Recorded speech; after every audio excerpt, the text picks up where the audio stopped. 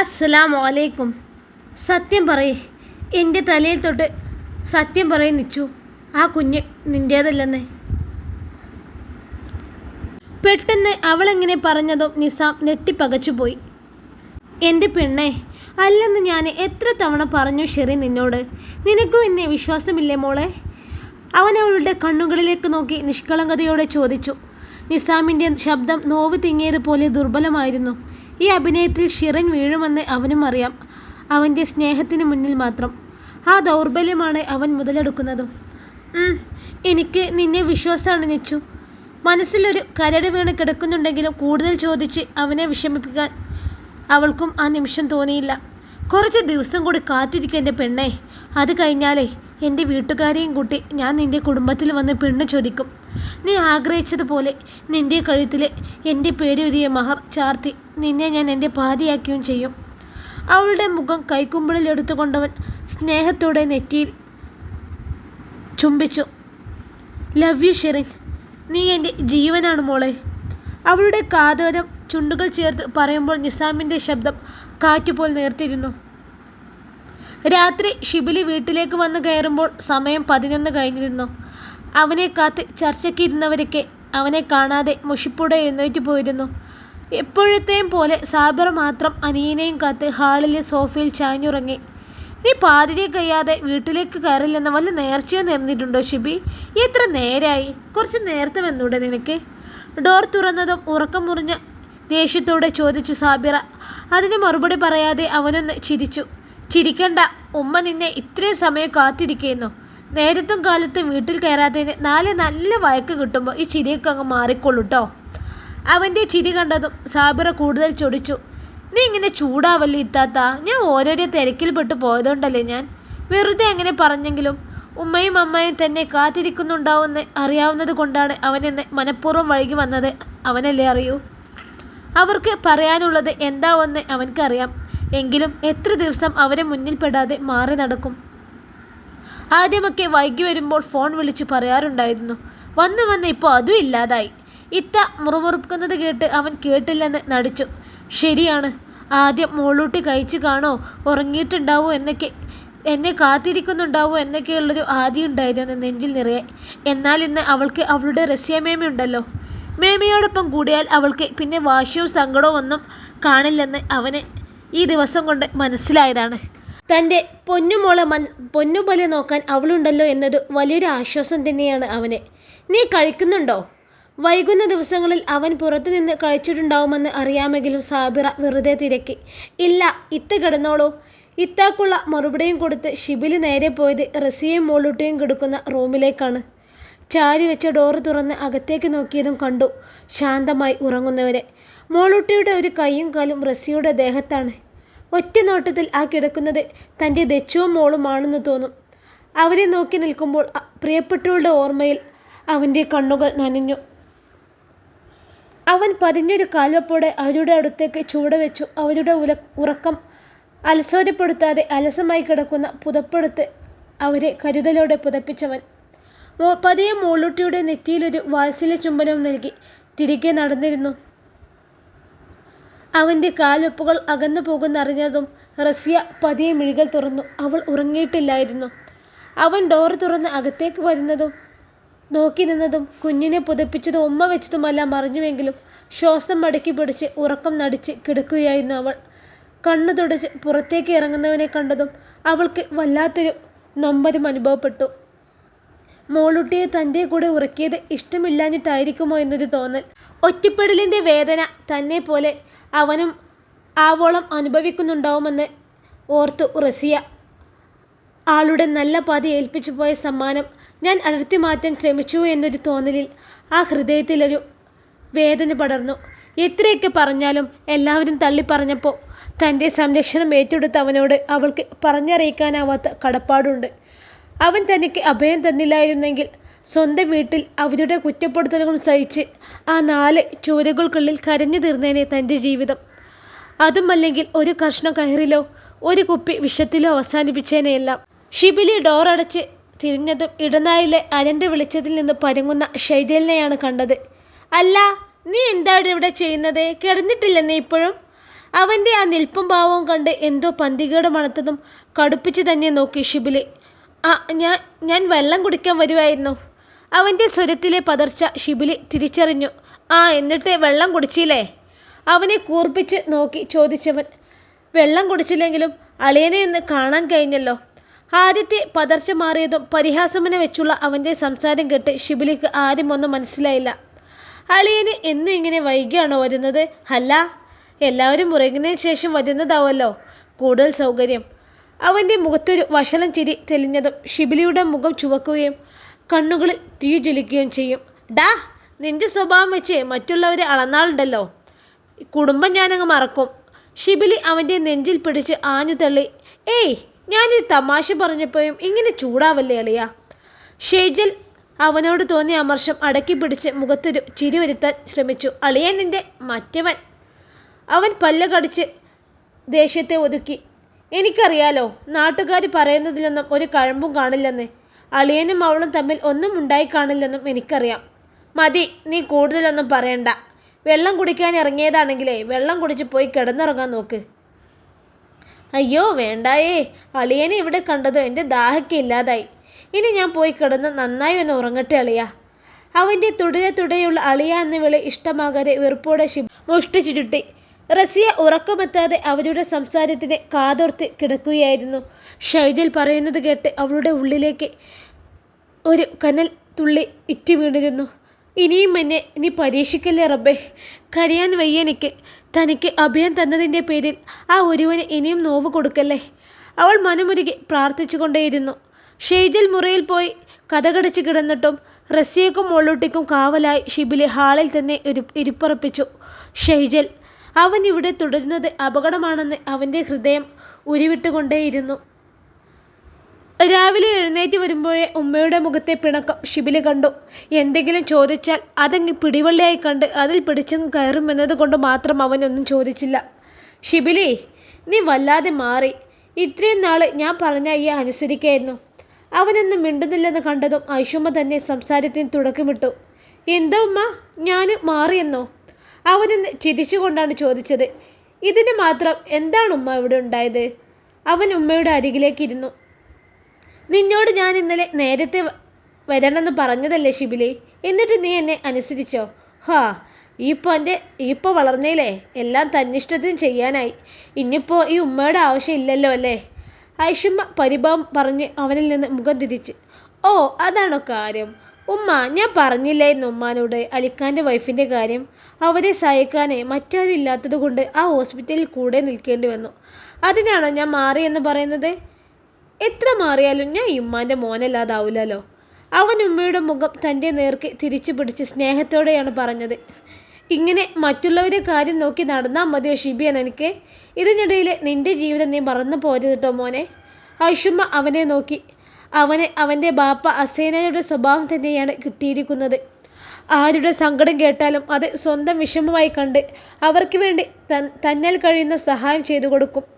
ഓരോ കാര്യങ്ങൾക്കും വേണ്ടി ഓടി നടക്കുന്നതിനിടയിൽ ജീവിക്കാൻ മറന്നുപോയ ആ മനുഷ്യനെ പോലെ അവനുമായി തീരുമോ എന്നൊരു ആകുലതയുണ്ടായിരുന്നു അവരുടെ ആ ശബ്ദത്തിൽ. ഹാദിയെ നീ ഒരുപാട് സ്നേഹിച്ചിട്ടുണ്ടെന്ന് ഈ ഉമ്മാക്കറിയാം. എന്ന് വെച്ച് മരിച്ചു പോയത് ഇനി തിരിച്ചു വരൂലല്ലോ. എൻ്റെ കണ്ണടയും മുമ്പ് നീ ഒരു വിവാഹം കഴിക്കണം മോനെ. വളർന്നു വരുന്ന നിൻ്റെ പെൺകുഞ്ഞിനെ തണലാവാൻ നിനക്ക് കഴിയും. പക്ഷേ അവൾക്കൊരു തുണയാവാൻ ഒരു ഉമ്മയ്ക്ക് കഴിയൂ. അവിടെ ബാപ്പാക്ക് പരിധികളുണ്ട് മോനെ. ഉമ്മയുടെ പോക്ക് എങ്ങോട്ടാണെന്ന് അവൻ ഊഹിച്ചിരുന്നു. വൈകാതെ സിന്നുവിൻ്റെ കാര്യം എടുത്തിടുമെന്ന് അവനറിയാം. അവരുടെ സംസാരം കേട്ട് ചെവി വട്ടം പിടിച്ചു നിന്ന ഹാജറ ഒന്നും അറിഞ്ഞിട്ടില്ലാത്തതുപോലെ അവരുടെ അടുത്തേക്ക് വന്നു. ആ, ഉമ്മ പറഞ്ഞു വരുന്നത് ഞാനൊരു വിവാഹം കഴിക്കണമെന്നല്ലേ? ഷിബിലി ഉമ്മയെ നോക്കി സാവധാനം ചോദിച്ചതും ഐഷുമ്മയുടെ മുഖം തിളങ്ങി. എൻ്റെ മകൻ ഞാൻ പറഞ്ഞ വാക്ക് തട്ടില്ല എന്നൊരു വിശ്വാസം വന്നതും ചിരിയോടെ ആ ഉമ്മ ഹാജറയെ നോക്കി. അതെ ശരി, ഞാൻ മറ്റൊരു വിവാഹം കഴിച്ചോളാം. പക്ഷേ അവനത് പറഞ്ഞു നിർത്തിയതും ഐഷുമ്മയുടെ നെറ്റി ചുളിഞ്ഞു. ബാക്കി കേൾക്കാനുള്ള ആകാംക്ഷ അവരിൽ നിറഞ്ഞു. ഞാനേ ഒരു വിവാഹം കഴിക്കാൻ പോകുന്ന പെണ്ണിനെ ഞാൻ തീരുമാനിക്കും. അതിനു മുമ്പേ എനിക്ക് കുറച്ച് കാര്യങ്ങൾ ചെയ്ത് തീർക്കാനുണ്ട് ഉമ്മ. അതിനുശേഷം ഞാൻ തന്നെ പറയും എൻ്റെ ഉമ്മച്ചിയോട് ഉമ്മ എനിക്ക് വിവാഹം വേണമെന്ന്. അതുവരെ എന്നെ ഒന്നിനും ആരും നിർബന്ധിക്കരുത് പ്ലീസ്. അവൻ്റെ മറുപടി കേട്ട് നിന്നവരുടെ മുഖം മങ്ങി. അത് പറഞ്ഞാൽ എങ്ങനെയാ ഷിബി? എനിക്ക് ഇക്കാര്യത്തിൽ വിയോജിപ്പുണ്ട്. ഇനി ഇങ്ങനെ വഴുതി മാറാൻ ഞാൻ നിന്നെ വിടില്ല. നിൻ്റെയും സിന്നുവിൻ്റെയും നിക്കാഹ് ഞാൻ തീരുമാനിച്ചു കഴിഞ്ഞു. ഏ, എൻ്റെയും സിന്നുവിൻ്റെയോ? അവനങ്ങ് വിറഞ്ഞു കയറി. അതെ, സിന്നു നിൻ്റെ മുറപ്പെണ്ണാണല്ലോ. നിങ്ങൾക്ക് പരസ്പരം നന്നായിട്ട് അറിയുകയും ചെയ്യാം. നിങ്ങളെ തമ്മിൽ ഒരുമിപ്പിക്കാനാണ് ഞങ്ങൾ തീരുമാനിച്ചിരിക്കുന്നത്. ഞാൻ പള്ളിയിലെ മൗലാരി ഒന്ന് കാണട്ടെ. നഹ്സല്ലാത്ത നല്ലൊരു ദിവസം നോക്കി നിങ്ങളുടെ നിക്കാഹ് നടത്തണം. അഷുമ വിട്ടുകൊടുക്കാൻ ഭാവമില്ലാതെ പറഞ്ഞു. ഷിബിലി ഹാജറയുടെ നേരെ നോക്കി. അമ്മായി കേൾക്കുന്നില്ലേ ഈ ഉമ്മ തമാശ പറയുന്നത്? സിന്നു എൻ്റെ അനിയത്തി കുട്ടിയല്ലേ? നിങ്ങൾക്കെങ്കിലും ഉമ്മാനെ ഒന്ന് പറഞ്ഞ് തിരുത്തിക്കൂടെ അമ്മായി? അവൻ പെട്ടെന്ന് അങ്ങനെ പറഞ്ഞതും ഹാജറയൊന്ന് വിളറി. എങ്കിലും കൈവെള്ളിയിൽ വന്നു ചേരാനിരിക്കുന്ന സൗഭാഗ്യം തട്ടിക്കളയാൻ അവൾക്ക് തോന്നിയില്ല. അവളെ സ്വീകരിക്കാതിരിക്കാൻ മാത്രം എൻ്റെ മോൾക്ക് എന്ത് കുറവാനുള്ളത് ഷിബിലി? സ്വത്തിലും പ്രതാപത്തിലും നിങ്ങൾ ഒപ്പം എത്തിയില്ലെങ്കിലും നല്ല അച്ചടക്കത്തോടെയാണ് ഞാൻ എൻ്റെ മോളെ വളർത്തിയത്. കാണാനും ചേലിന് കുറവൊന്നുമില്ല. അവൾക്ക് നിന്നെ ഇഷ്ടമായത് കൊണ്ടാണ് ഞങ്ങളെയൊക്കെ വിട്ട് അവൾ ഇവിടെ വന്ന് താമസിക്കുന്നത്. നിൻ്റെ മോൾക്കൊരു ഉമ്മയാവാൻ അവൾ തയ്യാറാണെന്ന് പറഞ്ഞത് അവളുടെ നല്ല മനസ്സാണെന്ന് നീ ഓർക്കണം. അത് കണ്ടില്ലെന്ന് നടുക്കുകയാണോ നീ? ഇനിയും മിണ്ടാതെ നിന്നാലേ അവനെ തൻ്റെ മോൾക്ക് നഷ്ടമാവുമോ എന്ന തോന്നലിൽ ഹാജർ പറഞ്ഞു. എന്താ നിങ്ങളൊക്കെ പറയുന്നത്? നിങ്ങൾക്കെന്താ ഭ്രാന്താണോ? സിന്നുവിനെ എനിക്ക് അങ്ങനെയൊന്നും കാണാൻ പറ്റൂല. ആ വീടിൻ്റെ ഓരോ ചുവരും പിടിച്ചു കുലുക്കും വിധം അവൻ്റെ അലർച്ച അവിടെയാകെ മുഴങ്ങി. ഹാജറയും ഐഷുമയും ഞെട്ടിത്തിരിച്ചുപോയി. അവൻ്റെ ശബ്ദം ഉയർന്നത് അടുക്കളയിൽ നിൽക്കുമ്പോൾ റസ്യം കേട്ടു. ഹോ, അപ്പോൾ എൻ്റെ മോളെ ഭാര്യയായിട്ട് കാണാൻ നിനക്ക് പറ്റൂല അല്ലേ? പിന്നെ ആരെയാണവോ ഈ മനസ്സിൽ കണ്ടുവച്ചത്? പകപ്പ് മാറിയതും ഹാജറ അവനെ നോക്കി പുച്ഛത്തോടെ ചോദിച്ചു. ഷിബിലി കോപം കൊണ്ട് വിറച്ചു. ഇവിടെ ഒരുത്തിയെ കയറ്റി താമസിപ്പിച്ചിട്ടുണ്ടല്ലോ, ആ ഒരു അയിഞ്ഞാട്ടക്കാരിയെ, അവളെയാവും. ഹാജറ തന്നെ അതിനുള്ള ഉത്തരവും നൽകി. അല്ലാഹ്, അവർ തന്നെക്കുറിച്ചാണല്ലോ പറയുന്നത് എന്നോർത്തതും റസിയയുടെ നെഞ്ചിലൂടെ ഒരു മിന്നൽ പിണർ പിടഞ്ഞു പാഞ്ഞു. അവൾ അറിയാതെ നെഞ്ചിൽ കൈവച്ചുപോയി. ബഹളം കേട്ട് സിന്നൂറ അങ്ങോട്ട് ഓടി വന്നെങ്കിലും അതിനിടയിലേക്ക് ചെല്ലാതെ അവൾ വാതിലിനപ്പുറം നിന്ന് ചെവിയെറുത്തു. അമ്മായി, ഈ സംസാരം ഇവിടെ വെച്ച് നിർത്തിക്കൊള്ളണം. എനിക്ക് നിങ്ങളോട് വഴക്കുണ്ടാക്കാൻ ഒരു താല്പര്യമില്ല. നിങ്ങളെ മകളെ വിവാഹം കഴിക്കാനേ ഒരുക്കമല്ലെന്ന് ഞാൻ പറഞ്ഞു കഴിഞ്ഞു. വെറുതെ അതിലേക്ക് ആ പാവത്തെ വലിച്ചേക്കരുത്. അവൻ്റെ ശബ്ദത്തിൽ താക്കീതിൻ്റെ ധ്വനിയുണ്ടായിരുന്നു. അവളെക്കുറിച്ച് എന്തറിഞ്ഞിട്ടാണ് നിങ്ങൾ അവളെ അഴിഞ്ഞാട്ടക്കാരി എന്ന് വിളിച്ചത്? അവൾ അഴിഞ്ഞാടി നടക്കുന്നത് നിങ്ങൾ കണ്ടിട്ടുണ്ടോ? അതിപ്പോൾ കാണാൻ എന്തിരിക്കുന്നു? ഏതോ ഒരുത്തൻ്റെ എച്ചിലും വയറ്റിലിട്ട് വലിയിടത്തും വലിഞ്ഞു കയറി വന്ന് ജീവിക്കുന്നവളെ പിന്നെ പുണ്യാളത്തി എന്ന് വിളിക്കണോ ഞാൻ? ഹാജറ വീണ്ടും പരിഹാസത്തോടെ ചുണ്ടുകൂട്ടി. ഷിബിലി കയ്യിൽ തടഞ്ഞൊരു ഫ്ലവർ വേസ് എടുത്ത് ഒറ്റ എറിയിലായിരുന്നു. അതങ്ങ് തറയിൽ വീണ് ചിന്നി ചിതറിയതും ഹാജറ ഞെട്ടിപ്പകച്ചുകൊണ്ട് ഐഷുമയുടെ അടുത്തേക്ക് നീങ്ങി. അവൻ്റെ കണ്ണുകളിൽ തിളച്ചുമറിയുന്ന കോപം അവരിൽ വല്ലാതെ ഭയം ഉയർത്തി. പിന്നെ വാക്കുകളെ സൂക്ഷിച്ചുപയോഗിക്കണം കേട്ടോ. അവൻ്റെ മൂർച്ചയുള്ള സ്വരം കേട്ട് സിന്നൂറയും പേടിച്ചു പോയിരുന്നു. റസിയ ഇങ്ങോട്ട് വലിഞ്ഞു കയറി വന്നതല്ല, ഞാനാണ് അവളെ ഇങ്ങോട്ട് കൊണ്ടുവന്നത്. അവളെക്കുറിച്ച് ഇനി എന്തെങ്കിലും അറച്ച വാക്കുകൾ നിങ്ങൾ പറഞ്ഞാൽ ആ നിമിഷം നിങ്ങളും നിങ്ങളുടെ മക്കളും ഈ വീട് വിട്ട് ഇറങ്ങേണ്ടി വരും. വിറഞ്ഞു തുള്ളുന്നവനെ നോട്ടം കൊണ്ട് വിലക്കി ഐഷുമ്മ. പിന്നെ ഒരു കാര്യം കൂടി, എൻ്റെ ഉമ്മ എന്നോട് എന്തെങ്കിലും ചോദിച്ചിട്ടുണ്ടെങ്കിൽ ഉമ്മാക്കുള്ള മറുപടി ഞാൻ കൊടുത്തോളാം. അതിലേ നിങ്ങളാരും ഇടപെടണമെന്നില്ല. അവൻ്റെ കവിളുകൾ കോപം കൊണ്ട് വിറച്ചു. ഓ, ഞങ്ങളിങ്ങോട്ട് വന്നതേ നിനക്ക് ഇഷ്ടപ്പെട്ടിട്ടായിരിക്കും. ഞങ്ങളോട് ഇറങ്ങിപ്പോവാൻ പറയാതെ പറഞ്ഞതാണെന്ന് മനസ്സിലായി. ഈ വീട്ടിൽ നിന്ന് ഇത്രയും മോശമായൊരു അനുഭവം എനിക്ക് എൻ്റെ മോൾക്കും ഇതാദ്യമായാണ്. ഹാജറ വാക്കുകളിൽ ദേഷ്യത്തിനപ്പുറം സങ്കടവും മിങ്ങി. നാത്തൂൻ തട്ടം കൊണ്ട് കണ്ണീര് തുടക്കുന്നത് കണ്ടതും അഷുമക്ക് വല്ലാതെയായി. എന്താണെങ്കിലും തൻ്റെ ആങ്ങളയുടെ ഭാര്യയും മക്കളുമാണ്. ഈ വീട്ടിലേക്ക് അതിഥികളായി വന്നവരോട് അവനിങ്ങനെ ദേഷ്യപ്പെട്ട് സംസാരിച്ചത് ഒട്ടും ശരിയായില്ല. അതും ഏതോ ഒരുത്തിക്ക് വേണ്ടി. അവളാണല്ലോ ഇതുവരെ ഉണ്ടായ എല്ലാ പ്രശ്നത്തിനും കാരണം. അവൾ കാരണമാണല്ലോ കുടുംബങ്ങൾ മുഴുവൻ കലഹിച്ചു പിരിയുന്നത്. എല്ലാവരും ഇങ്ങനെ അകന്നു തുടങ്ങിയാൽ പിന്നെ താനും മക്കളും മാത്രം ഒറ്റപ്പെടില്ലേ എന്നൊരു തോന്നൽ. ഈ വീട്ടിൽ ഒരാൾ മരിച്ചാൽ പോലും കൂടാൻ ബന്ധുക്കൾ ഇല്ലാതായി പോവില്ലേ എന്ന തോന്നൽ. ആ നിൽപ്പിൽ തന്നെ ഐഷുമ്മ പലതും ചിന്തിച്ചു കൂട്ടി. ഇത്രയൊക്കെ വിറഞ്ഞു തുള്ളിയ തൻ്റെ നാത്തൂനേക്കാളും അവരോട് ദേഷ്യപ്പെട്ട തൻ്റെ മകനേക്കാളും ഐഷുമ്മക്ക് ദേഷ്യം തോന്നിയത് റസിയയോടായിരുന്നു. ഷിബി, നിർത്ത്. വയസ്സിന് മൂത്തവരോട് സംസാരിക്കുന്നത് ഇങ്ങനെയാണോ? എന്ന് തൊട്ടാ എൻ്റെ മോനെ ഇങ്ങനെയൊക്കെ പെരുമാറാൻ തുടങ്ങിയത്? ആർക്ക് വേണ്ടിയാ നീ? ഹാജറയുടെ സങ്കടം കണ്ട് ഐഷുമ്മ ചോദിച്ചു പോയി. അതിന് ഞാനെന്ത് പറഞ്ഞുവെന്ന ഉമ്മ? എനിക്ക് സിന്നൂറെ വിവാഹം കഴിക്കാൻ പറ്റൂല. അവളെ ഒരു ഭാര്യയായി കാണാൻ പോലും എനിക്ക് സങ്കല്പിക്കാൻ പോലും എനിക്കാവില്ല. ഞാൻ എൻ്റെ ഒരു അനിയത്തിക്കുട്ടിയായിട്ടാണ് അവളെ കാണുന്നത്. മനപ്പൊരുത്തമില്ലാത്ത രണ്ടുപേരും നിക്കാഹ് കഴിച്ച് ഒരുമിച്ച് ജീവിച്ചങ്ങ് തുടങ്ങിയാൽ അതൊരു വെച്ചുകെട്ട് പോലെ മോച്ചിരിക്കത്തേയുള്ളൂ എന്ന് ഉമ്മാക്ക് അറിയില്ലേ? എൻ്റെ മനസ്സിലുള്ളത് പിന്നത്തേക്ക് വെക്കാതെ ഞാൻ തുറന്നങ്ങ് പറഞ്ഞു. വെറുതെ മറ്റൊരാൾക്ക് ആശ കൊടുക്കാനൊന്നും ഈ ഷിബിലയെ കിട്ടൂല. അതുകൊണ്ട് തന്നെയാണ് തുടക്കത്തിൽ എൻ്റെ മനസ്സിലുള്ളത് ഞാൻ പറഞ്ഞത്. അതിന് അമ്മായി എന്തിനാണ് ഒരു ആവശ്യമില്ലാതെ ആ പാവം പെണ്ണിനെ പഴിചാരുന്നതെന്ന് എനിക്ക് മനസ്സിലാവുന്നില്ല. അവൾ നിങ്ങളെയൊക്കെ എന്ത് ചെയ്തിട്ടാ? വീണ് കിടക്കുന്ന മരാണെന്ന് കരുതി ആർക്കും പാഞ്ഞങ്ങ് കയറാമെന്നാണോ നിങ്ങൾ വിചാരിച്ചത്? ഷിബിലിക്ക് ചോദിക്കാതിരിക്കാൻ കഴിഞ്ഞില്ല. റസിയെ ആരെങ്കിലും കുറ്റപ്പെടുത്തി സംസാരിക്കുമ്പോൾ കൊള്ളുന്നത് അവൻ്റെ ചങ്കിലാണല്ലോ. അവളുടെ കണ്ണ് നിറയുമ്പോൾ അവൻ്റെ ഹൃദയം ഉരുകുന്നുണ്ടല്ലോ. അവളെ ദ്രോഹിക്കുന്നവരെ ഇല്ലാതാക്കാൻ പാകത്തിലുള്ള പക അവൻ്റെ നെഞ്ചിൽ പതഞ്ഞുയറാറുണ്ടല്ലോ. ഇതൊന്നും മറ്റാർക്കും മനസ്സിലാവുന്നല്ലോ മാത്രം. അതിന് അവൾക്ക് പോലും മനസ്സിലാകാൻ കഴിയാത്ത വിധം അവനത് വിദഗ്ധമായി ഹൃദയത്തിൽ ഒളിപ്പിച്ച് വെച്ചിരിക്കുകയാണല്ലോ. അവരെ കേട്ടു നിൽക്കുമ്പോൾ റസിയ തളർച്ചയോടെ ആ അടുക്കള ഭിത്തിയിലേക്ക് ചാരി. എന്നിട്ട് കണ്ണുകൾ മാത്രം നിറഞ്ഞു കവിളിലൂടെ ഒഴുകി. ഞാൻ പറഞ്ഞതിലാണോ കുറ്റം? ഞാൻ മാത്രമല്ല, നാട്ടുകാർ മുഴുവൻ ഇത് തന്നെയാണ് പറയുന്നത്. ഹാജറ വീണ്ടും കുറയാൻ ഭാവമില്ലാതെ പറഞ്ഞു. ഉമ്മ, ഇനിയും വായ തുറന്നാൽ ഷിബിക്കാക്ക് ആരിളകും. ആ നിമിഷം തൻ്റെ വീട് വിട്ട് ഇറങ്ങേണ്ടി വരുമല്ലോ എന്നോർത്തതും അത്രയും നേരം വാതിലിന് പിന്നിൽ പതുങ്ങിയ സിന്നൂറ രംഗത്തേക്ക് വന്നു. കേട്ടില്ലടി ഇവനെ പറഞ്ഞത്? ഇവന് നിന്നെ ഇഷ്ടമല്ലെന്ന്, നിന്നെ വിവാഹം കഴിക്കുന്ന കാര്യം സങ്കല്പിക്കാൻ പോലും പറ്റില്ലെന്ന്. ഇത്രയും നാളും ഇവനെ നെഞ്ചിലിട്ടല്ലേ നീ നടന്നത്? വരുന്ന ആലോചന മുഴുവനും മുടക്കിവിട്ട് ഇവനെ കിനാവ് കണ്ടതുകൊണ്ടല്ലേ? ഇവൻ്റെ തള്ളയില്ലാത്ത മോളെ നോക്കാൻ വേണ്ടിയല്ലേ നീ ഞങ്ങളെയൊക്കെ വിട്ട് ഇങ്ങോട്ട് വന്നത്? എന്നിട്ടിപ്പോൾ എന്തായി? ഹാജറ സിന്നുവിനെ മുന്നിലേക്ക് നിർത്തി ദേഷ്യത്തോടെ പറഞ്ഞു. സിന്നുവിൻ്റെ നോട്ടം മുഴുവനും ഷിബിലിയിലായിരുന്നു. ഇതെല്ലാം ആദ്യമായി അറിയുന്നതിൻ്റെ പകപ്പ് അവൻ്റെ മുഖത്തുണ്ട്. ഹാജറ പറയുന്നത് കേട്ട് അവൻ അമ്പരപ്പോടെ സിന്നുവിനെ നോക്കുന്നുണ്ട്. ആ ചുവന്നു വെളുത്ത മുഖം കോപം കൊണ്ട് നിറയുന്നത് കണ്ടതും സിന്നു വേഗം നോട്ടം തിരിച്ചുവിട്ടു. ഉമ്മ ഒന്നിങ്ങി വന്നേ. വെറുതെ ഓരോന്ന് പറഞ്ഞ് വഴക്കുണ്ടാക്കാൻ അവൾ ഹാജറയുടെ കയ്യിൽ പിടിച്ച് അകത്തേക്ക് കൊണ്ടുപോകാൻ ഒരുങ്ങി. എന്നെ വിട് സിന്നു, ഞാൻ പറയും. എൻ്റെ കുഞ്ഞിനെ മോഹിപ്പിച്ചിട്ട് അവസാനം തൊലിവെളുപ്പ് ഒരുത്തിയെ കണ്ടപ്പോൾ പുറംകാലം കൊണ്ട് തട്ടിത്തെറിപ്പിച്ചെന്നുള്ള ദണ്ണം അവൻ്റെ മുഖത്ത് നോക്കി ഞാൻ പറയും. ഹാജറ കുതറി കൈവലിച്ചെടുക്കാൻ ശ്രമിച്ചുവെങ്കിലും സിന്നു വിട്ടില്ല.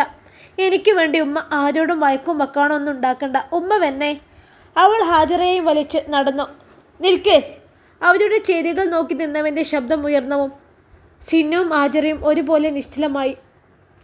അവൾ തല ചിരിച്ചു നോക്കിയതും കണ്ടു തന്നെ രൂക്ഷമായി നോക്കി നിൽക്കുന്നവനെ. ഹാജറയെ പിടിച്ചു വച്ച സിന്നുവിൻ്റെ കൈ പതിയെ അയഞ്ഞു. ഷിബി! അവൻ എന്തിനുള്ള പുറപ്പാടാണെന്ന് മനസ്സിലാവാതെ ഐഷമ്മ അവനെ വീണ്ടും ശാസനയോടെ വിളിച്ചു.